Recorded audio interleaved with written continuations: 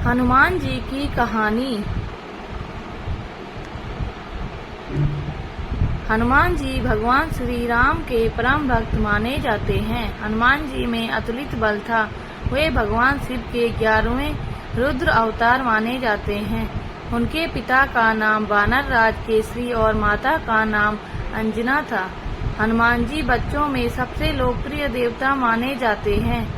हनुमान जी की कहानियाँ बच्चों को बहुत फैसिनेटिंग लगती हैं। हनुमान जी बचपन में बहुत शरारती थे।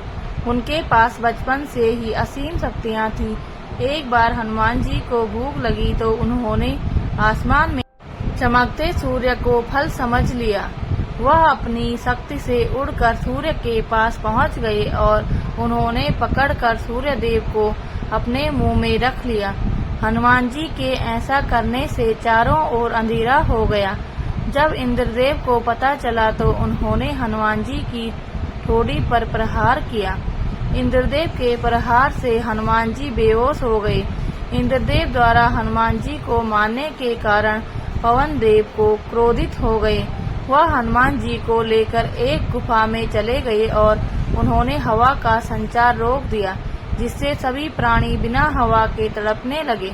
ब्रह्मा जी तुरंत वहां पहुंचे। ब्रह्मा जी ने हनुमान जी में जीवन का संचार किया। वायुदेव ने ब्रह्मा जी के कहने पर पुनः वायु का संचार कर दिया। इंद्रदेव के प्रहार के कारण हनुमान जी की ठोड़ी टूट गई थी। ठोड़ी को संस्कृत में हनु कहते हैं, इसीलिए हनुमान जी का नाम हनुमान पड़ा।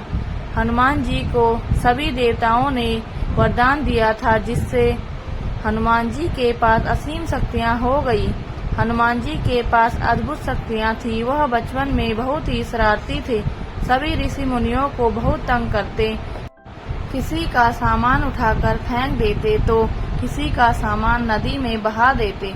उनके इस शरारती स्वभाव से सभी बहुत तंग थे। एक बार अंगिरा और भृंगवंश के ऋषि तप कर रहे थे। हनुमान जी की शरारतों के कारण उनकी तपस्या भंग हो गई। उन्होंने हनुमान जी को श्राप दिया कि तुम अपनी शक्तियां भूल जाओगे, लेकिन जब उचित समय पर कोई तुम्हारी शक्तियों का स्मरण करवाएगा तो तुमको तुम्हारी सारी शक्तियां याद आ जाएंगी।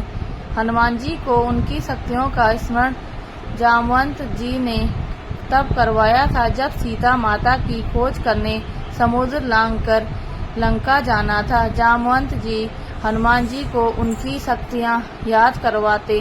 रामचरितमानस में तुलसीदास जी लिखते हैं, जामवंत हनुमान जी से कहते हैं कि कौन सो काज कठिन जग माही, जो नहीं होत तात तुम पाई। राम काज लगी तब अवतारा, सुनतहि भयउ पर्वतकारा। हे तात, संसार में ऐसा कौन सा कार्य है जो तुम नहीं कर सकते। श्री राम के कार्य के लिए ही तुम्हारा अवतार हुआ है। हनुमान जी ने इतना सुनते ही अपना शरीर पर्वत के समान विशालकाय बना लिया। जामवंत जी के स्मरण करवाते ही हनुमान जी को अपनी शक्तियां याद आ गई।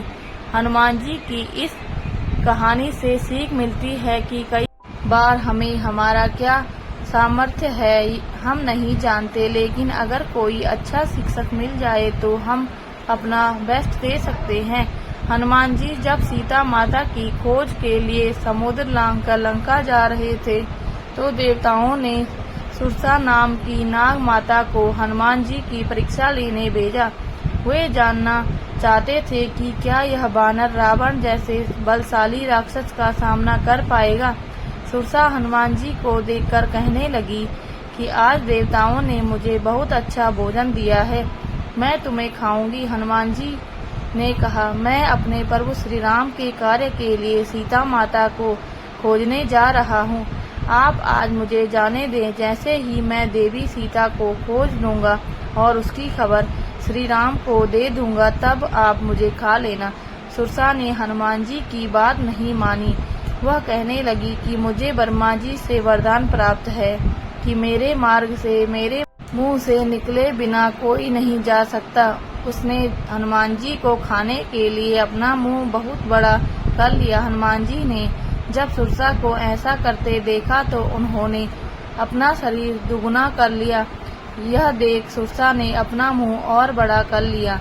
उधर हनुमान जी भी अपना शरीर उससे दुगना बढ़ाते गए। जैसे ही सुरसा ने अपना मुंह 100 योजन बढ़ाया, हनुमान जी बिल्कुल छोटे रूप में आ गए। हनुमान जी सुरसा के मुंह के अंदर गए और जल्दी से बाहर आ गए। हनुमान जी कहने लगे कि माता, मैंने ब्रह्मा जी को आपको दिए वरदान के अनुसार आपके मुंह से होकर बाहर आ गया हूँ। अब आप मुझे जाने की आज्ञा दे। हनुमान जी की चतुराई और बुद्धि देखकर नाग माता सुरसा बहुत प्रसन्न हुई। उन्होंने हनुमान जी को आशीष दिया और कहा कि मुझे पूर्ण विश्वास है कि तुम प्रभु श्री राम का कार्य अवश्य करोगे। हनुमान जी को सुरसा के पश्चात समुद्र पार करते समय एक राक्षसी और मिली। वह समुद्र के ऊपर उड़ने वाले पक्षियों की परछाई को पकड़ कर लेती थी, जिससे वह उड़ नहीं पाते। वह राक्षसी उन्हें पकड़कर नीचे ले आती और खा जाती थी। यही चतुराई उसने हनुमान जी के साथ करने की सोची। जब हनुमान जी समुद्र के ऊपर से गुजर रहे थे तो उसने उनकी परछाई पकड़ ली। हनुमान जी विस्मित हो गए कि वह आगे क्यों नहीं बढ़ पा रहे। वह राक्षसी हनुमान जी को भी नीचे ले गई। वह कहने लगी कि हर रोज मुझे खाने के लिए केवल पक्षी मिलते हैं। आज मैं पहली बार उड़ने वाले वानर का भोजन करूंगी। लेकिन वह हनुमान जी की शक्तियों से अनभिज्ञ थी। उसने जैसे ही हनुमान जी को खाने के लिए अपने मुंह में डाला, हनुमान जी ने अपनी शक्ति का प्रयोग करके उसके मुंह पर प्रहार कर उसका वध कर दिया। हनुमान जी उसके सिर से बाहर आ गए। इस तरह हनुमान जी ने समुद्र पर उड़ने वाले पक्षियों को खाने वाली सिंका राक्षसी का वध कर दिया। लंका युद्ध के समय लक्ष्मण जी और रावण के पुत्र मेघनाद का युद्ध हो रहा था। मेघनाद ने वीर घातिक शक्ति चला दी, जिससे लक्ष्मण जी मूर्छित हो गए। लक्ष्मण जी को मूर्छित देखकर श्री राम बहुत व्यथित हो गए। तभी हनुमान जी सुषेण वैद्य को उसके घर सहित उठाकर लाए। उन्होंने हनुमान जी को संजीवनी बूटी लाने के लिए कहा। हनुमान जी उड़कर उस पर्वत पर पहुंच गए, लेकिन वह संजीवनी बूटी को पहचान नहीं पाए, इसीलिए पूरा पर्वत ही उखाड़ कर ले आए। उधर प्रभु श्री राम अपने भाई लक्ष्मण जी की ऐसी दशा देखकर बहुत विकल हो रहे थे। उसी समय हनुमान जी वहां आ गए। सुषेण वैद्य ने लक्ष्मण जी को औषधि दी, जिससे लक्ष्मण जी में पुनः चेतना आ गई। श्री राम हनुमान जी का आभार प्रकट करने लगे। हनुमान जी की इस कहानी से सीख मिलती है कि अगर हम किसी कार्य को करने का दृढ़ संकल्प कर ले तो कोई भी बाधा हमारा मार्ग नहीं रोक सकती। एक बार हनुमान जी ने सीता माता को मांग में सिंदूर लगाते देखा। उन्होंने सीता माता से इसका कारण पूछा।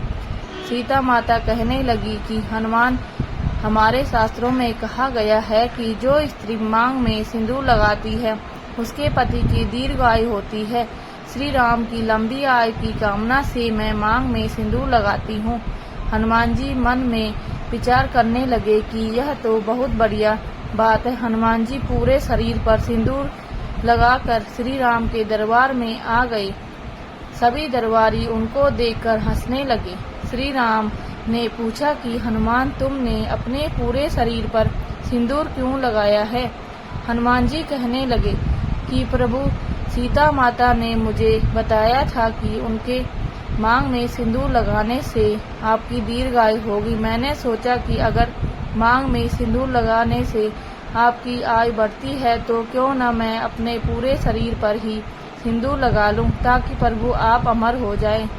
हनुमान जी की ऐसी भक्ति देखकर श्री राम बहुत प्रसन्न हुए और उन्होंने हनुमान जी को गले लगा लिया।